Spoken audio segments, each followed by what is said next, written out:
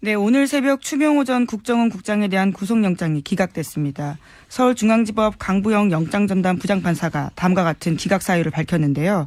전체 범죄 사실에서 피의자가 차지하는 지위와 역할, 피의자의 주거 및 가족관계 등을 종합하면 구속해야 할 사유와 필요성, 상당성을 인정하기 어렵다라는 겁니다. 네, 검찰이 계속 기각될 때마다 비슷한 워딩인데, 예. 추명호 전 국장도 오늘 기각됐고 또 공교롭게도 추선희 사무총장도 네. 영장이 기각됐습니다. 두 분 모두 기각됐고. 네, 여기는 그 기각 사유가 약간은 다른데요. 읽어보면 혐의는 소명되나 피의자의 신분과 지위, 수사 진행 경과 등을 고려할 때 도망 및 증거인멸의 염려가 있다고 보기 어렵다라는 겁니다. 혐의는 있지만 증거인멸 염려가 없다라는 취지 이야기인 거죠. 이재용 부회장은 뭐 집이 어딘지 모릅니까? 자, 이 건은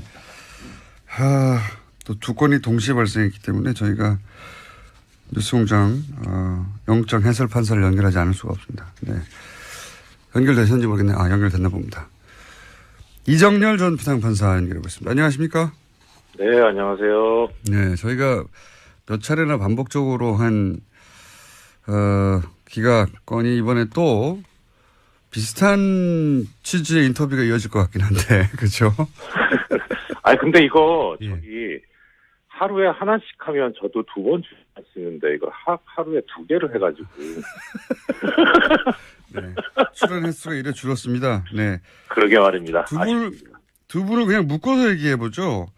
예. 이 단건으로 얘기하기보다는 사실은 쭉 이어져 온 어떤 흐름이 있지 않습니까? 그렇죠. 네. 그 흐름의 관점에서 보실 때 이게 어떤 문제가 있는지 좀 정리해 주십시오. 이게 저도 그래도 한때 법원에 몸담았던 사람이라 가급적이면 일반적으로 판사들이 하는 그런 거에 맞춰가지고 좀 말씀을 드리고 다른 여러 가지 의도는 배제하려고 했는데 오늘 거는 진짜 좀 어떻게 할 수가 없네요. 진짜 보니까. 네, 영장 판사도 직접 해보셨잖아요. 예. 일단 크게 저 공장장님께서 이제 두 가지를 묶어서 얘기하라고 하시니까 조금 전에 김 기자님께서 말씀을 해주셨는데 두 사람의 구속영장 청구 기각 사유 중에서 공통되는 점이 하나가 있습니다. 이 사건 범죄 사실에서 차지하는 지위, 피의자의 지위라는 말이 나와요. 네네. 예, 그런데 이제 이 지위라는 말이 보통 이제 언제 쓰이냐면 이게 직급 이런 걸 말하는 게 아니라 범죄에 있어서의 주범이냐 아니면은 수족이냐 손발이냐 이런 거를 의미하는 거거든요. 이 지위라는 게. 네네. 그런데 이제 지위에 비추어 보니까 해서 기각을 했다는 건 결국 지위가 별게 아니라는 얘기잖아요. 네. 예, 그러니까 이제 두 사람이 이제 손발이다. 지위가 높아서가 아니라 지위가 낮아서 풀어줬다. 그렇게 해석된다. 그렇죠. 예, 그렇게 해석이 돼요. 일단은 기각 사유를 보면요. 근데 이제 추선희 총장은 일단 배제하고 추명호 국장을 놓고 보면 이 양반이 지금 국정원 국장이었잖아요. 네. 국장 정도 된 사람이 이제 별게 아니면 그러면 그 윗선이 이제 당연히 별거겠죠. 그러면. 예. 원장, 대통령, 이렇죠. 그렇죠. 예. 네, 지휘라인. 근데 원장은 이제 당시 이제 원세훈 원장이었고. 네. 그다음에 이명박 전 대통령 아니면 박근혜 전 대통령. 예. 근데 이제 원세훈 원장은 지금 수감돼 있잖아요. 네. 그리고 박근혜 전 대통령도 수감돼 있고. 네. 그러니까 이 두 사람 그렇다 치고 이명박 전 대통령 같은 경우에 그러면 이게 윗선이 있기 때문에 그래서 지위가 얼마 안 되니까 기각했다면은 이 세 사람도 다 지금 이 범죄 혐의에 연루돼 있다라는 거로 법원이 본 거 아니냐.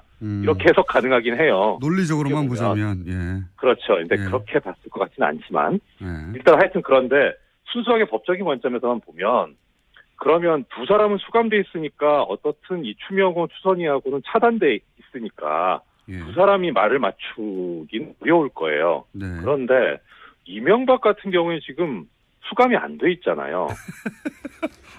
그러면 그 논리들 한번. 이거 법논리입니다. 수감돼야 되냐 안 되냐 이걸 얘기하자는 게 아니라 지위가 중요하지 않다니까. 그러니까 언제든지 이 두 사람 접촉 가능한 상태에 있기 때문에 당연히 증거인멸의 우려가 있어요. 이런 경우에 이제 어떻게 법원에서 판단을 해왔냐면 영장 전담할 때 조사받지 않은 공범이 있다. 그러니까 증거인멸의 우려가 있다. 이렇게 봐왔거든요. 그러니까 조사받지 않은 공범이 있어요. 이명박 전 대통령이 아직 조사를 받은 바가 없잖아요. 네. 그러니까 증거인멸의 우려가 당연히 있는데 지위 때문에 증거인멸의 우려가 없다라고 봤다 연결을 시키면 그건 명백히 부당한 거죠. 법 논리로 좀 하나는, 따지니까 그렇군요. 예, 그렇죠. 그다음 또 하나 이제 도주 우려가 없다는 건데 네. 도주 우려가 없다는 것도 뭐 기존에 저 뉴스공장에서 여러 번 말씀드렸습니다만 도주 우려가 있다고 보는 경우가 언제냐면 대표적인 경우가 실형 선고가 예상되는 경우거든요. 이게 수감될 가능성이 있으니까 당연히 도망가지 않겠습니까? 이렇게 보는 거거든요. 객관적으로. 뭐 조금 전에 공장장님 이재용 피고인 얘기도 하셨는데 뭐 개인적으로 어떻다 저떻다는 사실 크게 따지진 않아요. 왜냐하면 그렇게 되면 유전무죄 무전유죄가 돼버리니까 객관적으로 좀 보자는 거죠. 근데 지금 이 사건에서 보면 내용이 뭐냐면은 이 공무원이 정치적 중립을 지켜야 되는데 이건 다른 법도 아니고 특별법이 있어요. 국정원법에 정치적 중립을 지키라고 다른 일반 법하고 달리 국정원 직원이 거기다 민간인이 공모 가공해가지고 민주주의의 근간을 흔들어버리는 여론 조작을 해버린 거란 말이에요. 상당히 중대한 범죄죠. 그러니까 근데 이게 별게 아니라고 본 거예요. 이럴 정도 가지고 실형 선고 안 된다는 거죠. 실형 선고가 예상될 정도의 중대한 범죄는 도주의 우려라고 우리가 있다고 생각해서 구속하는 게 통상적인 경우인데, 그렇죠. 예. 중대한 범죄가 아닌 걸로 봤다. 그렇지 않고서는, 이런 논리가 나올 수가 없다. 이런 말씀이시군요. 그렇죠. 그러면 이게 중대한 범죄가 아니라면 이거는 이 영장전담 판사들이 민주주의를 부정하는 세력이거나 아니면은 최소한 적어도 이쪽에 관련된 정치적인 입장과 견해를 같이 하는 거 아니냐라는 그런 의심이 들어요, 강하게. 더 나가서 지금 문제가 뭐냐면, 잠깐만 나갔습니다. 추선희 총장 같은 경우는 뭐냐면, 오늘 말 욕심이 많으시네요. 아니, 열받았어요. 추선희 총장 같은 경우 2천만 원 갈취도 있거든요. 혐의가. 이거는요, 국정원법 위반을 떠나서요, 이 정도면은 뭐 합의가 됐는지 안 됐는지 모르겠는데, 이거 당연히 이거 실형 선고감이에요. 근데 이게 지금 아니라고 하는 거는 뭔가 이건 의도가 있는 거죠. 그렇게밖에 해석이 안 돼요. 지금 사실은 영장 판사들의 기각 이어져 온 사례가 하필이면 이거 우병우 전 민정수석 혹은 최순실 씨 라인 혹은 관련 소위 이제 국정농단 사건 관련해서 주요 피의자들이 계속 영장이 기각돼서 그게 사례가 하나 둘 있을 때까지만 하더라도 이제 조심스럽게 말을 했는데 명백한 흐름이 있다고 보여지지 않습니까? 그 정도 말해도 되는 거 아닙니까? 이 정도 되면? 뭐 정말 말도 말이지만 글이라도 하나 쓰고 싶네요. 정말. 그리고 이 추선 그러니까 결정적으로 추선이 2천만 원 갈치 거기가 저는 되게 컸어요. 이거는 뭐 있을 수가 없어요. 어떻게 이게 도주 우려가 없다고 보는 건지. 그렇기 때문에 추선희 씨가 만약에 그 사무총장이 아니었다면 이런 결과는 나오지 않았을 것이다라고 얘기할 수 해도 무방하지 않나 싶습니다. 사실 어버이연합 처음 문제됐을 때 압수수색 한다고 했을 때 사무실 문 닫고 뭐 자료 없애고 한 당사자예요. 그리고 본인이 모처에 있다고 연락이 안 되고 그게 도피 아닙니까? 그렇죠. 최소한 도주 우려가 있죠.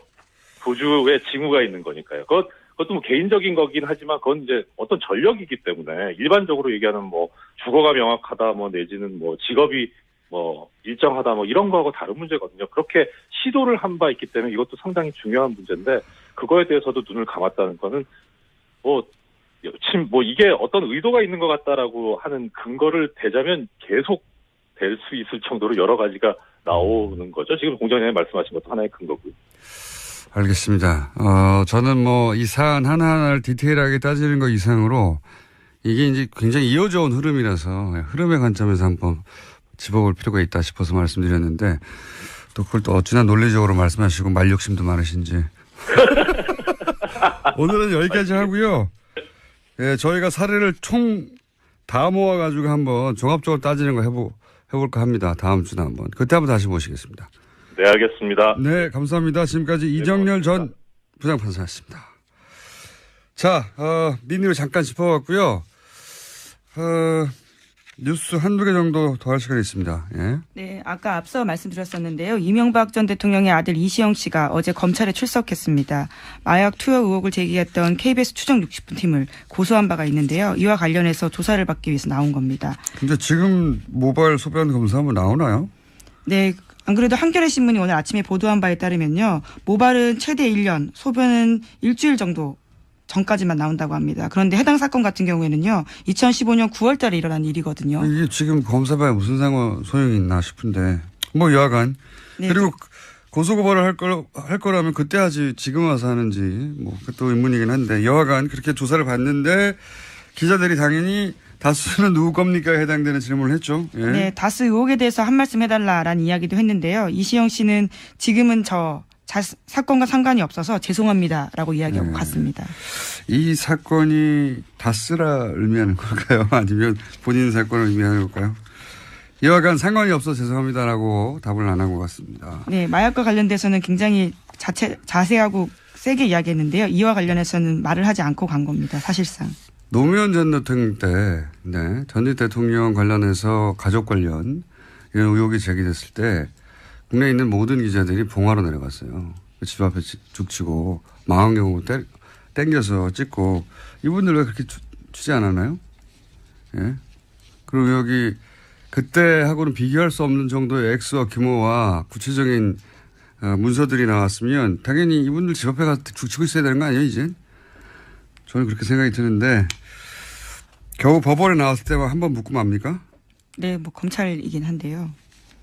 검찰이군요. 네. 네. 이렇게 뭔가 중요한 얘기를 흥분해서 할 때는 다 끝난 다음에 지적을 해주세요. 네, 아니, 도움을 드리기 위해서 그랬습니다. 여하간 이 질문은 더 해야 한다. 왜 하지 않고 있냐. 이명박 전 대통령 찾아가서 물어보면 되잖아요. 기자들 다 아는데 어디 있는지 왜 안 물어보는지 모르겠어요. 왜 안 물어보느냐.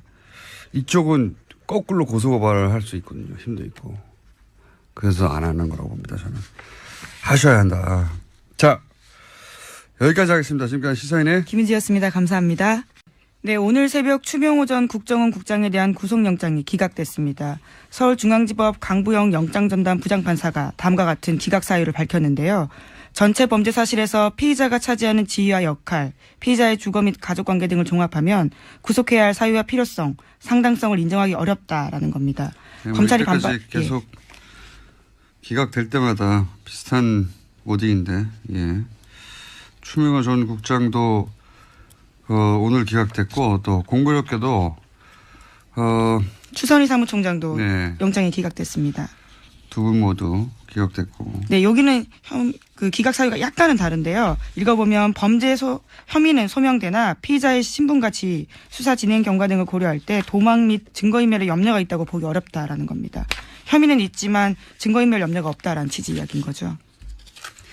이재용 부회장은 뭐 집이 어딘지 모릅니까? 자, 이 건은 또 두 건이 동시에 발생했기 때문에 저희가 뉴스공장 영장 해설 판사를 연결하지 않을 수가 없습니다. 네. 연결되셨는지 모르겠네요. 연결됐나 봅니다. 이정렬 전 부장판사 연결하고 있습니다. 안녕하십니까? 네, 안녕하세요. 네, 저희가 몇 차례나 반복적으로 한 기각건이 이번에 또 비슷한 취지의 인터뷰가 이어질 것 같긴 한데, 그렇죠? 아니 근데 이거 예. 저기 하루에 하나씩 하면 저도 두 번 주시는데 이거 하루에 두 개를 해가지고. 네, 출연 횟수가 이래 줄었습니다. 네. 그러게 말입니다. 두 분을 그냥 묶어서 얘기해 보죠. 예. 이 단건으로 얘기하기보다는 사실은 쭉 이어져 온 있잖아요. 네. 그리고 박근혜 전 대통령도 수감돼 있고. 네. 그러니까 이 두 사람 뭐 그렇다 치고 이명박 전 대통령 같은 경우에 그러면 예. 이게 윗선이 있기 때문에 그래서 지위가 얼마 안 되니까 기억했다면 이 세 사람도 다 지금 이 범죄 혐의에 연루돼 있다라는 거로 법원이 본 거 아니냐 이렇게 해석 가능하긴 해요. 논리적으로만 보자면 예. 그렇죠. 근데 예. 그렇게 봤을 것 같지는 않지만 예. 일단 하여튼 그런데 순수하게 법적인 관점에서만 보면 그러면 두 사람은 수감돼 있으니까 어떻든 이 추명호 추선이하고는 차단돼 있으니까 예. 두 사람이 말을 맞추긴 어려울 거예요. 네. 그런데 이명박 같은 경우에 지금 수감이 안 돼 있잖아요.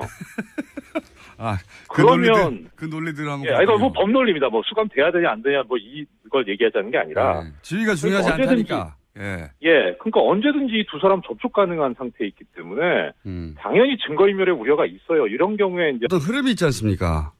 그렇죠. 네. 그 흐름의 관점에서 보실 때 이게 어떤 문제가 있는지 좀 정리해 주십시오. 이게 저도 그래도 한때 법원에 몸담았던 사람이라 가급적이면 일반적으로 판사들이 하는 그런 거에 맞춰가지고 좀 말씀을 드리고 다른 여러 가지 의도는 배제하려고 했는데 오늘 거는 진짜 좀 어떻게 할 수가 없네요. 진짜 보니까. 네, 영장 판사도 직접 해보셨잖아요. 예. 예. 일단 크게 저 공장장께서 이제 두 가지를 묶어서 얘기하라고 하시니까 조금 전에 김 기자님께서 말씀을 해주셨는데 이제 두 사람의 구속영장 청구 기각 사유 중에서 공통되는 점이 하나가 있습니다. 이 사건 범죄 사실에서 차지하는 지위, 피의자의 지위라는 말이 나와요. 네네.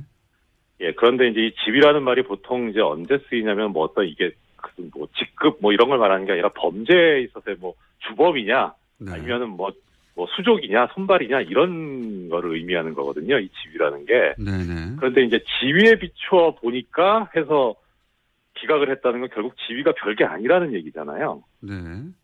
예, 그러니까 이제 두 사람이 이제 손발이다.